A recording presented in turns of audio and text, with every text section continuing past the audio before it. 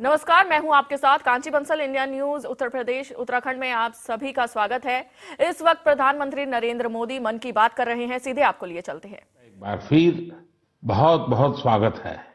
मुझे याद नहीं पड़ता कि कभी ऐसा हुआ हो कि सावन के महीने में दो दो बार मन की बात का कार्यक्रम हुआ, लेकिन इस बार ऐसा ही हो रहा है।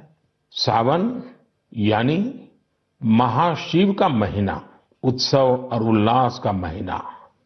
चंद्रयान की सफलता ने उत्सव के इस माहौल को कई गुना बढ़ा दिया है। चंद्रयान को चंद्रमा पर पहुंचे 3 दिन से ज्यादा का समय हो रहा है। ये सफलता इतनी बड़ी है कि इसकी जितनी चर्चा की जाए वो कम है। जब आज आपसे बात कर रहा हूं तो एक पुरानी, मुझे याद नहीं पड़ता कि कभी ऐसा हुआ हो कि सावन के महीने में दो दो बार मन की बात का कार्यक्रम हुआ, लेकिन इस बार ऐसा ही हो रहा है। सावन यानी महाशिव के साथ चलकर हर मुश्किल को पार कर घोर अंधेरे को मिटाने अभी तो सूरज उगा है। आसमान में सर उठाकर घने बादलों को चीरकर अभी तो सूरज उगा है।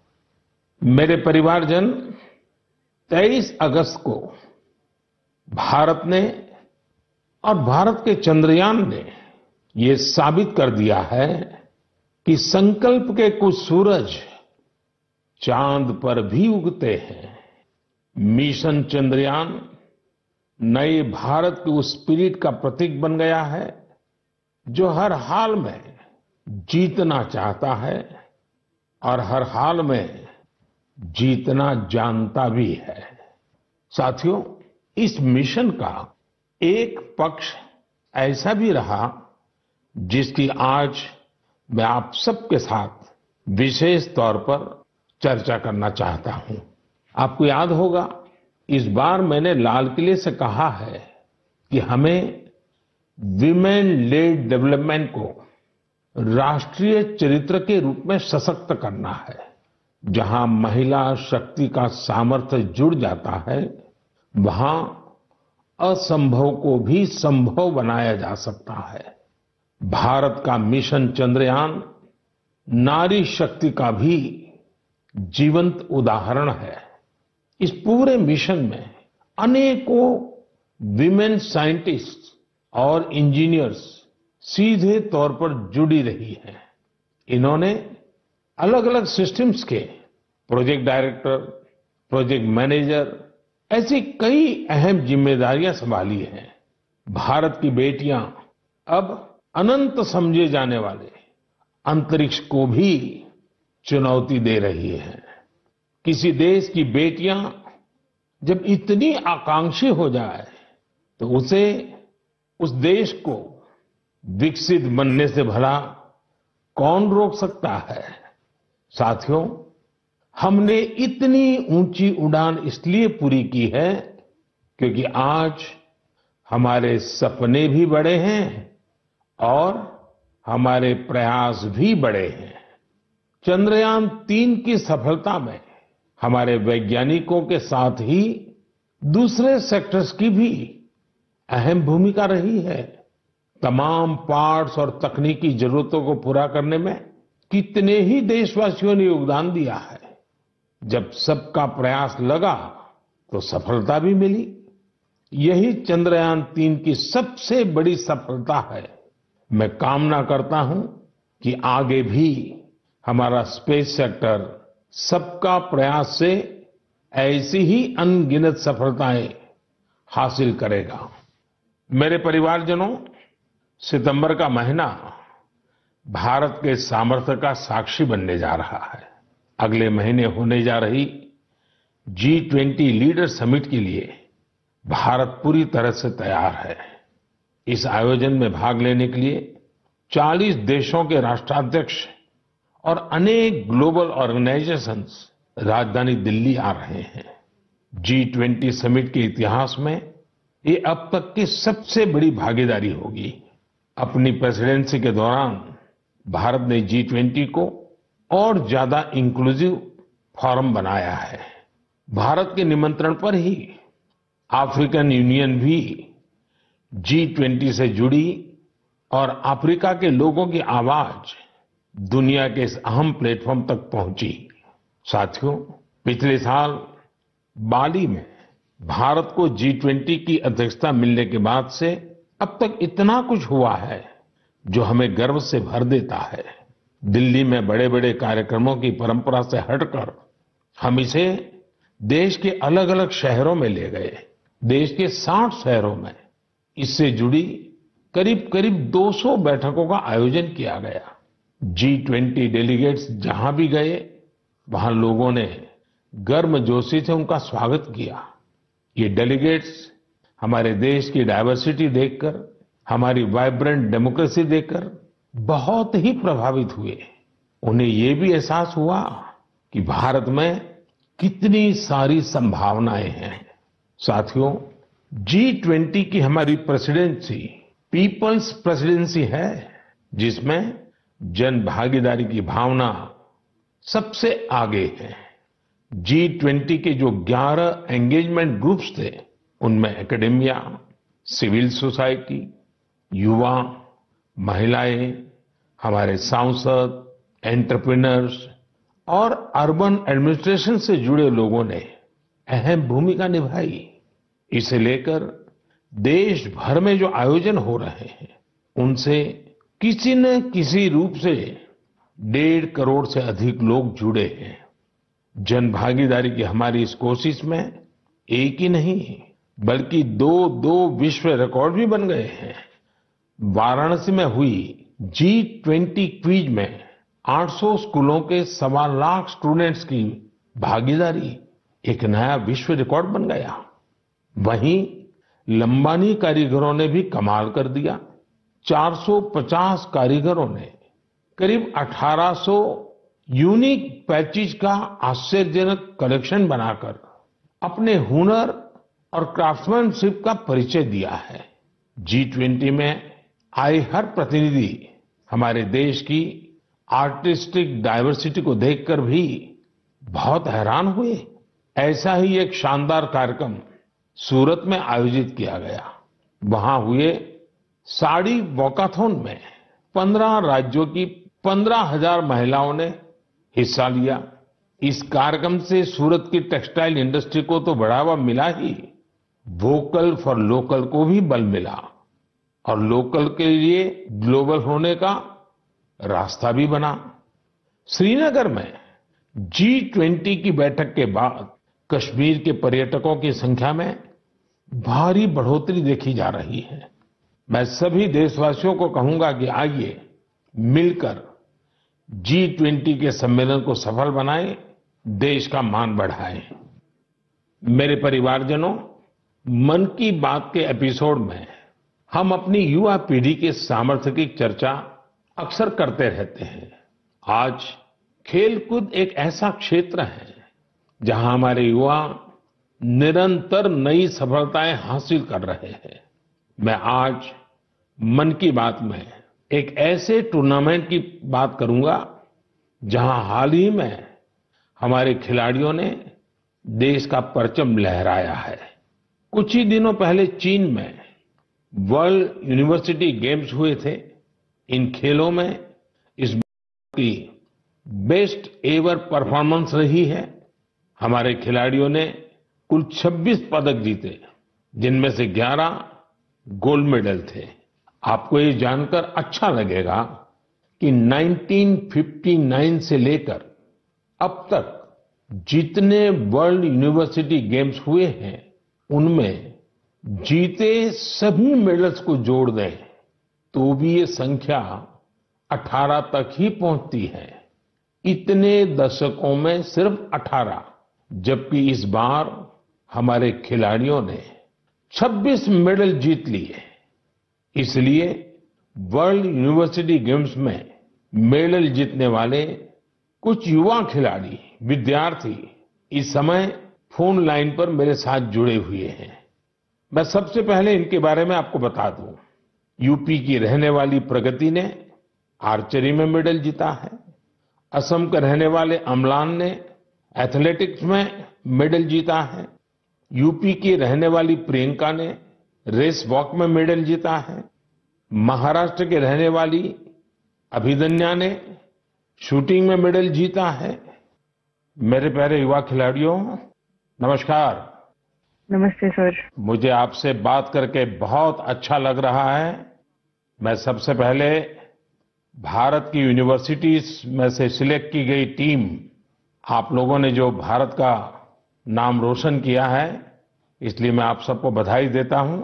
आपने वर्ल्ड यूनिवर्सिटी गेम्स में अपने प्रदर्शन से हर देशवासी का सिर गर्व से ऊंचा कर दिया है। तो सबसे पहले तो मैं आपको बहुत बहुत बधाई देता हूं। प्रगति, मैं इस बातचीत की शुरुआत आपसे कर रहा हूं। आप सबसे पहले मुझे बताइए कि 2 मेडल जीतने के बाद आप जब यहां से गई तब ये सोचा था क्या, और इतना बड़ा विजय प्राप्त किया तो महसूस क्या हो रहा है? तो बहुत प्राउड फील कर रही थी मैं। मुझे इतना अच्छा लग रहा था कि मैं अपने देश का झंडा इतना ऊंचा लहरा के आई हूँ कि एक बार तो ठीक है गोल्ड फाइट में पहुंचे थे, उसको लूज किया था तो रिग्रेट हो रहा था, पर दूसरी बार यही था दिमाग में कि अब कुछ हो जाए, ये इसको नीचे नहीं जाने देना है, इसको हर हाल में सबसे ऊंचा लहरा के ही आना है। जब हम फाइट को लास्ट में जीते थे तो वहीं पोडियम पे हम लोग ने बहुत अच्छे से सेलिब्रेट किया था। वो मोमेंट बहुत अच्छा था, इतना प्राउड फील हो रहा था कि मतलब हिसाब नहीं था उसका। प्रगति, आपको तो फिजिकली बहुत बड़े प्रॉब्लम आए थे, उसमें से आप उभर करके आई। ये अपने आप में देश के नौजवानों के लिए बड़ा इंस्पायरिंग है। क्या हुआ था आपको? 5 मई 2020 में मुझे सिर्फ ब्रेन हैमरेज हुआ था। मैं वेंटिलेटर पे थी, कुछ कंफर्मेशन नहीं थी कि मैं बचूंगी कि नहीं, और बची तो कैसे बचूंगी, बट इतना था कि हाँ, मुझे अंदर से हिम्मत थी कि मैंने जाना है, वापस ग्राउंड पर खड़े होना है, एरो चलाने। मेरे को मेरी जिंदगी बचाई है जो सबसे बड़ा हाथ भगवान का, उसके बाद डॉक्टर का, फिर आर्चरी का। हमारे साथ अम्लान भी है। अम्लान, जरा बताइए, आपकी एथलेटिक्स के प्रति इतनी ज्यादा रुचि कैसे डेवलप की? जी नमस्कार सर। नमस्कार नमस्कार। सर, एथलेटिक्स के प्रति तो पहले उतनी रुचि नहीं थी, पहले हम फुटबॉल में थे ज्यादा, बट जैसे जैसे मेरे भाई का एक दोस्त है तो उन्होंने मेरे को बोला कि अम्लान, तुम्हें एथलेटिक्स में कंपटीशन में जाना चाहिए। तो मैंने सोचा चलो ठीक है। तो पहला जब मैंने स्टेट मीट खेला तो मैं हार गया उसमें, तो हार मुझे अच्छी नहीं लगी, तो ऐसे करते करते मैं एथलेटिक्स में आ गया। फिर ऐसे ही धीरे धीरे अभी मजा आने लग रहा है, तो ऐसे ही मेरा रुचि बढ़ गया। अम्लान, जरा बताइए, ज्यादातर प्रैक्टिस कहाँ की? ज्यादातर मैंने हैदराबाद में प्रैक्टिस की है, साई रेड्डी सर के अंडर। फिर उसके बाद में भुवनेश्वर में शिफ्ट हो गया, तो उधर से मेरा प्रोफेशनली स्टार्ट हुआ सर।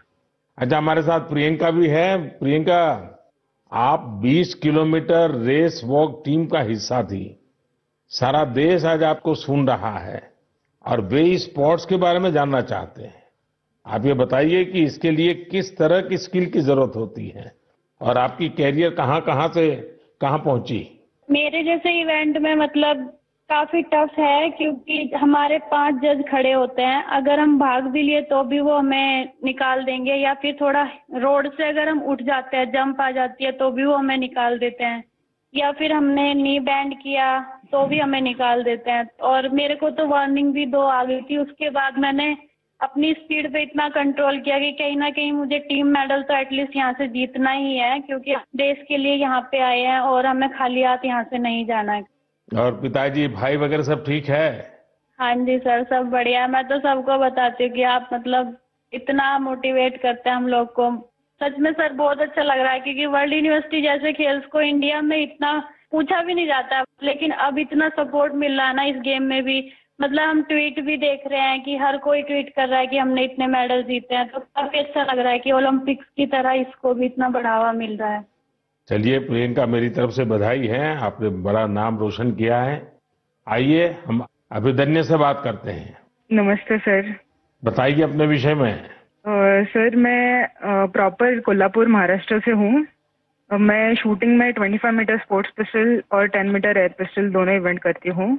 मेरे माता पिता दोनों एक हाई स्कूल टीचर है, तो मैंने 2015 में शूटिंग स्टार्ट किया। जब मैंने शूटिंग स्टार्ट किया तब उधर कोल्हापुर में उतनी फैसिलिटीज नहीं मिलती थी। बस से ट्रैवल करके पेट वडगांव से कोल्हापुर जाने के लिए 1.5 घंटा लगता है, तो वापस आने के लिए 1.5 घंटा और 4 घंटे की ट्रेनिंग। तो ऐसे 6-7 घंटे तो आने जाने में और ट्रेनिंग में जाते थे, तो मेरी स्कूल भी मिस होती थी। तो फिर मम्मी पापा ने बोला कि बेटा एक काम करो, हम आपको सैटरडे संडे को लेके जाएंगे शूटिंग रेंज के लिए और बाकी टाइम आप दूसरे गेम्स करो। तो मैं बहुत सारे गेम्स करती थी बचपन में, क्योंकि मेरे मम्मी पापा को दोनों को खेल में काफी रुचि थी, लेकिन वो कुछ कर नहीं पाए, फाइनेंशियल सपोर्ट उतना नहीं था और उतनी जानकारी भी नहीं थी। इसलिए मेरी माताजी का बड़ा सपना था कि देश को रिप्रेजेंट करना चाहिए और फिर देश के लिए मेडल भी जीतना चाहिए। तो मैं उनकी ड्रीम कंप्लीट करने के लिए बचपन से काफी खेलकूद में रुचि लेती थी और फिर मैंने ताइक्वांडो भी किया है, उसमें भी ब्लैक बेल्ट हूँ और बॉक्सिंग, जूडो और फेंसिंग और डिस्कस थ्रो ऐसे बहुत सारे गेम करके फिर मैं 2015 में शूटिंग में आ गई। फिर 2-3 साल मैंने बहुत स्ट्रगल किया और फर्स्ट टाइम मेरा यूनिवर्सिटी चैंपियनशिप के लिए मलेशिया सिलेक्शन हो गया और उसमें मेरा ब्रॉन्ज मेडल आया। तो उधर से एक्चुअली मुझे पुश मिला।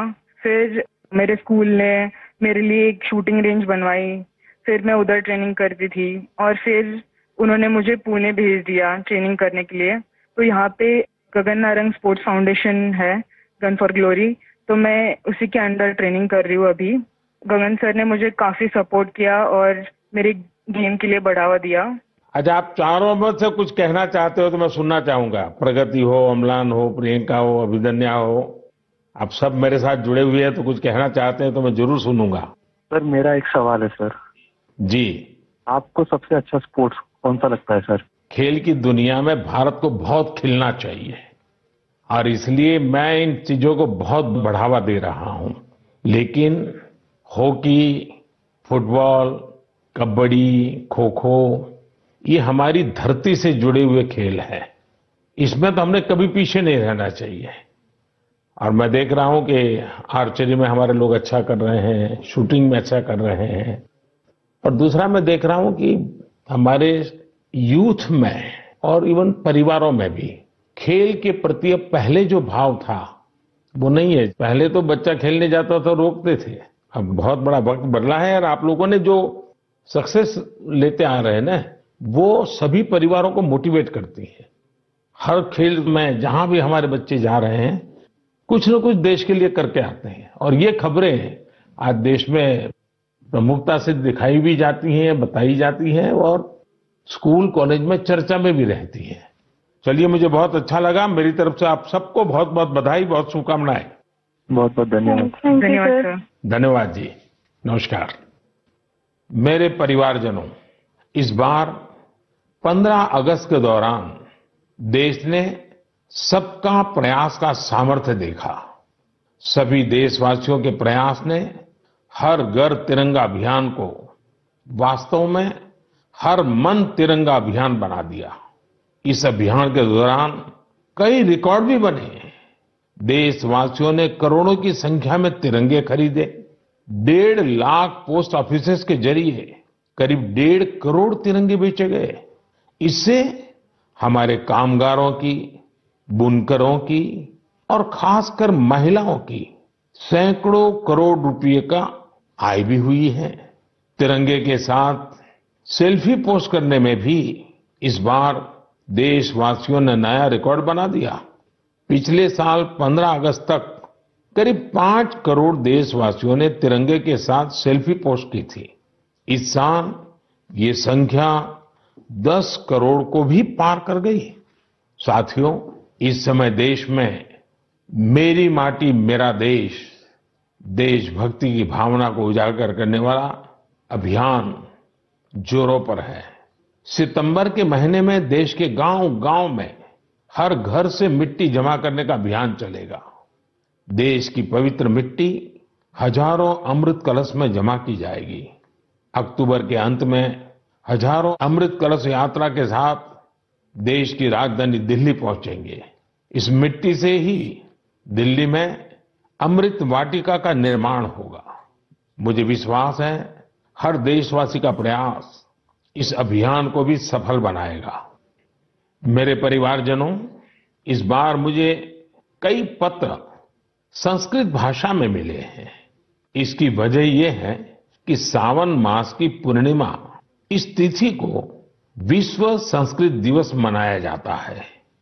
सर्वेभ्यः विश्व संस्कृत दिवसस्य हार्दिक शुभकामनाः।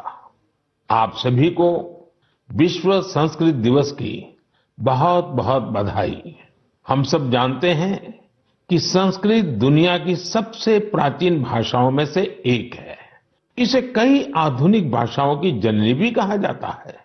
संस्कृत अपनी प्राचीनता के साथ साथ अपनी वैज्ञानिकता और व्याकरण के लिए भी जानी जाती है। भारत का कितना ही प्राचीन ज्ञान हजारों वर्षों तक संस्कृत भाषा में ही संरक्षित किया गया है। योग, आयुर्वेद और फिलॉसफी जैसे विषयों पर रिसर्च करने वाले लोग अब ज्यादा से ज्यादा संस्कृत सीख रहे हैं। कई संस्थान भी इस दिशा में बहुत अच्छा काम कर रहे हैं, जैसे कि Sanskrit promotion foundation, Sanskrit for योग, संस्कृत फॉर आयुर्वेद और संस्कृत फॉर बुद्धिज्म जैसे कई कोर्सेज करवाता है। संस्कृत भारती लोगों को संस्कृत सिखाने का अभियान चलाती है।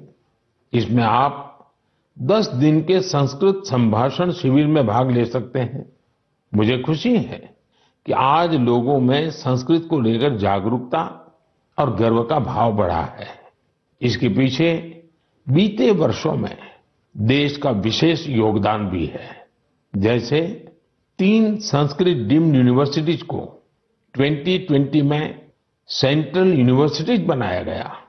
अलग अलग शहरों में संस्कृत विश्वविद्यालयों के कई कॉलेज और संस्थान भी चल रहे हैं। आईआईटीज और आईआईएम्स जैसे संस्थानों में संस्कृत केंद्र काफी पॉपुलर हो रहे हैं। साथियों, अक्सर आपने एक बात जरूर अनुभव की होगी, जड़ों से जुड़ने की, हमारी संस्कृति से जुड़ने की, हमारी परंपरा का बहुत बड़ा सशक्त माध्यम होती है हमारी मातृभाषा। जब हम अपनी मातृभाषा से जुड़ते हैं तो हम सहज रूप से अपनी संस्कृति से जुड़ जाते हैं, अपने संस्कारों से जुड़ जाते हैं, अपनी परंपरा से जुड़ जाते हैं, अपने चिर पुरातन भव्य वैभव से जुड़ जाते हैं। ऐसे ही भारत की एक और मातृभाषा है गौरवशाली तेलुगु भाषा। 29 अगस्त तेलुगु दिवस मनाया जाएगा। अंदरिकी तेलुगु भाषा दिनोत्सव शुभाकांक्षलु। आप सभी को तेलुगु दिवस की बहुत बहुत बधाई। तेलुगु भाषा के साहित्य और विरासत में भारतीय संस्कृति के कई अनमोल रत्न छिपे हैं।